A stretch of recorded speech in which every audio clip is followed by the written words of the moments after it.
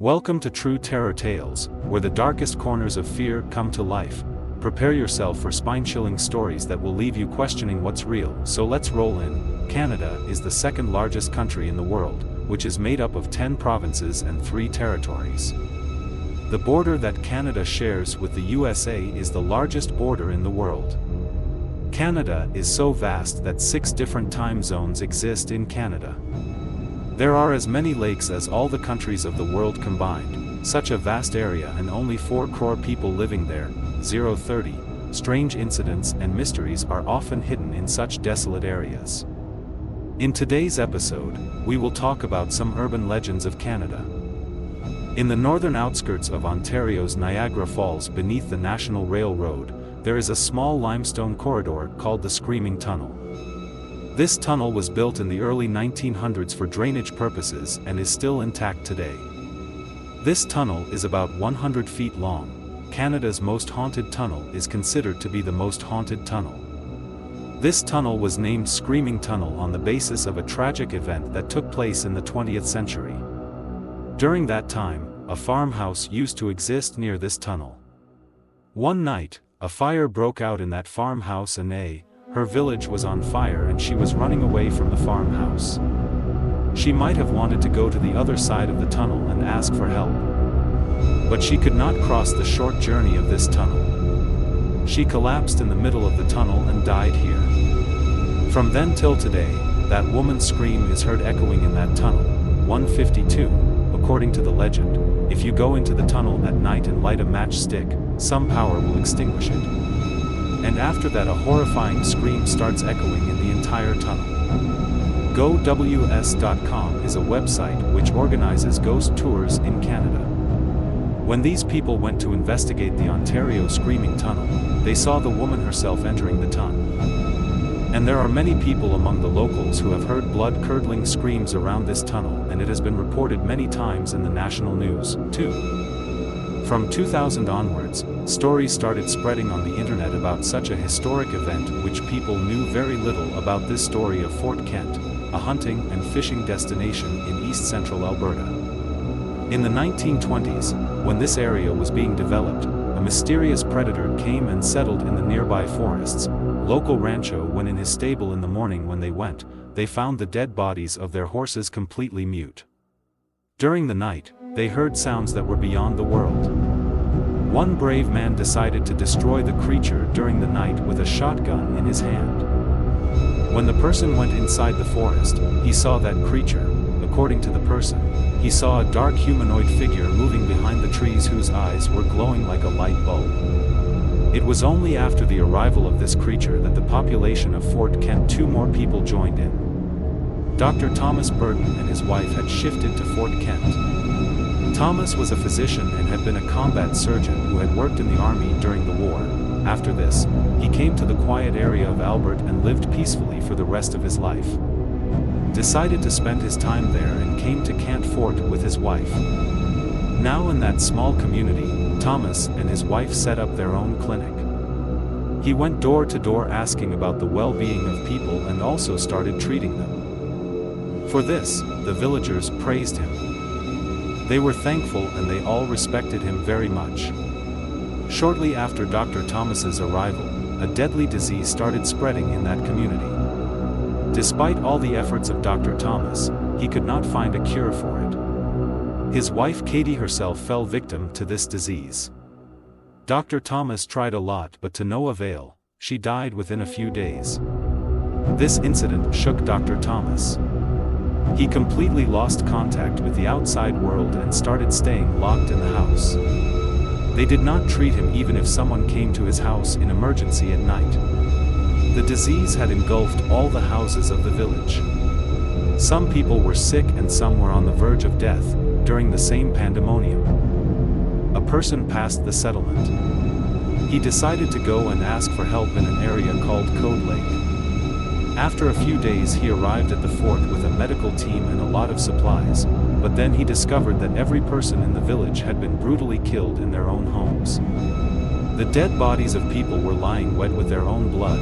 24 people were killed in their sleeping beds and many of the dead bodies were half-eaten. Now the Royal Canadian Mounted Police started investigation. They came to know that Dr. Burton was alive. He was directly suspected that perhaps Dr. Burton had taken everyone's lives.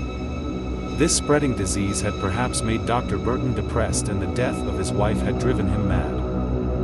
One night he came out of his house and one by one he killed the villagers, after which he ran straight into the forest. Locals claimed that Dr. Burton was possessed by the spirit of Wendigo. Just a few months before his arrival, the spirit of Wendigo had come into the forest and had caused a lot of damage to the cattle, and had made scary noises at night. Maybe that spirit was looking for a body. Due to the mental condition of Dr. Burton, it got into the host, and through him Wendigo took the lives of so many people. It was claimed that before dying, Dr. Burton's body had become giant and gray, a sign of the Wendigo's physical manifestation. Music, August 22, 1972. A sensational article was published in the Victoria Times of British Columbia. Thus Munster seen by boy. According to this article, 16 people living in Victoria, Korea were killed. 17-year-old Gordon Pike and 17-year-old Robert Fleblefer, music, were there when they saw a strange creature. This silver creature was almost triangular in shape. It had bitten Robin's hand, due to which marks of 6 sharp teeth were found on his hand. Both of them immediately ran away from there and came back to the shore the next day with the intention of spotting the creature. This time they saw the creature sitting on a rock at the edge of the water. According to them, the creature was a little more than 5 feet tall. It was decided that they would report the sighting of this creature to the Royal Canadian Mounted Police. The police said that the 2 boys seemed sincere, and so they decided to investigate.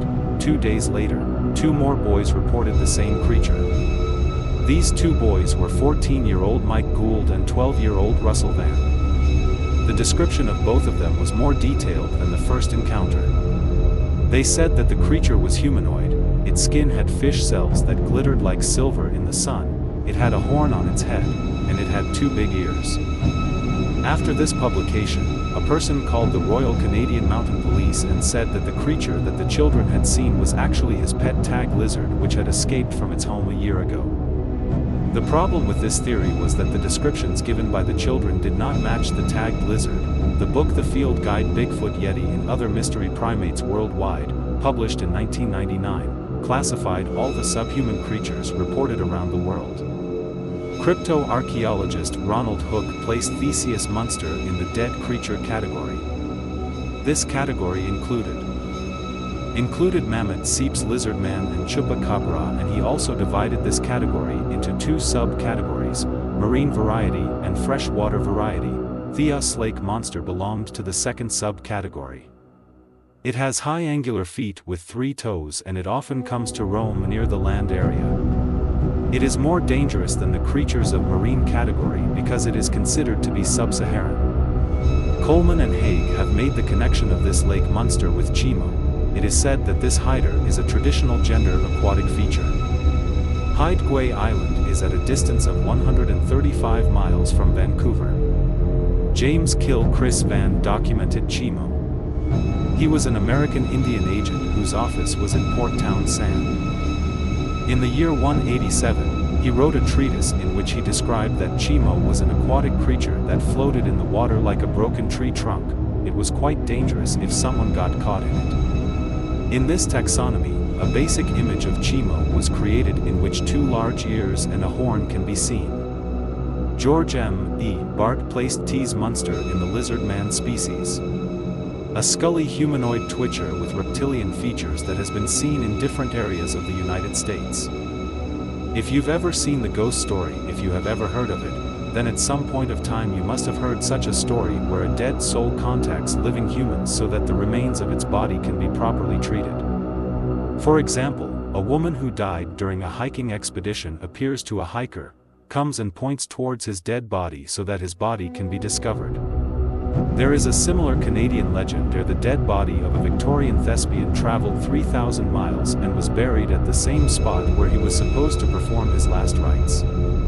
Wanted Charles Kogel was a classically trained theatre actor who was born in Prince Edward Island, a small province of Canada, after doing theatre studies in England. Austin Daly brought him to America, on whose stage Charles performed Shakespeare's plays. Charles had a very good career, and although Charles had traveled around the world since 1898, he liked Prince Edward Island the most because it was his hometown. Charles never forgot, nor did he let his friends forget, what Fudge Taylor told him. She had said that Charles would die in the southern states of America, but that his soul would find peace only in his hometown. While preparing for his performance in the boom town of Galveston on November 27, 189 in Prince Edward Island, Charles's health deteriorated and he died. He died of heart failure in his hotel room. The post-mortem revealed that he had been suffering from gastritis for a month, which was caused by his drinking habit. His coffin was prepared so that his body could be buried in Prince Edward Island. His wife wanted Charles's body to be buried in St. Louis Cemetery, but his body was placed in a concrete vault at Gavel Snow Lake View so that it could be determined where his cremation would take place due to his wife's request. Against Charles, he wanted to be buried in his hometown. 9 months after his death, a fierce hurricane wreaked havoc in the Gulf of Mexico and destroyed the town of Gavelin. 6,000 Americans lost their lives in this storm, even in the cemetery. There was such a disaster that almost all the coffins were destroyed. Some were blown away in the storm and some were never found. One of these missing coffins was that of Charles Kogel. Search operations were carried out for that coffin, but to no avail.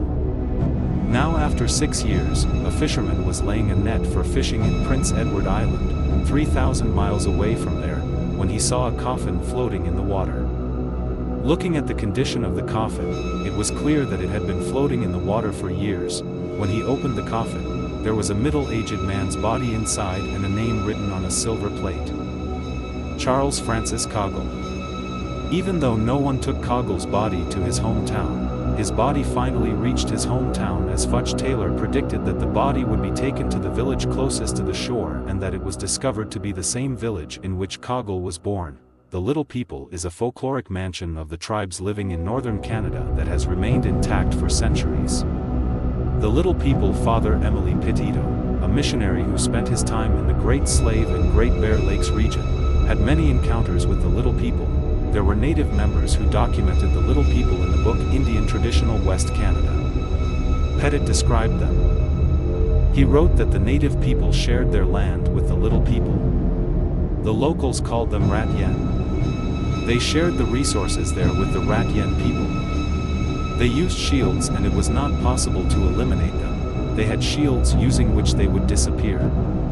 During that time, an incident became quite famous when a child, fed up with the atrocities of his parents, ran away from home. He reached a place where he saw small tents in the cold, as if he decided that he would spend the night hiding in a tent. Inside the tent, he found an old man who was very short in height. The man told his wife to give birth to the child. He arranged for dinner and kept him with them. The child came to know that the entire community was small. He told the tribe that he wanted to stay with them forever. They taught the child how to live there and collect the necessary things, but they all told him strangers used to say. Then after a few weeks, the tribe members told the child that now they would have to shift their house, so he should go ahead of them and set up his camp. The child chose a mountaintop and set up his tent. Little People also followed him. But they built their houses in the mountain slopes. Then they started harassing him so that he would leave their area. But one day in anger he made a big snowball and threw it towards the Little People, and that ball killed many people in that tribe after many months. The child returned to his home and told his story to everyone. That's all in today's episode. If you liked the video, then like it and give your opinion in the comments. If you want, you can turn on all notifications by subscribing to our channel. We will see you soon with a new episode. Thank you.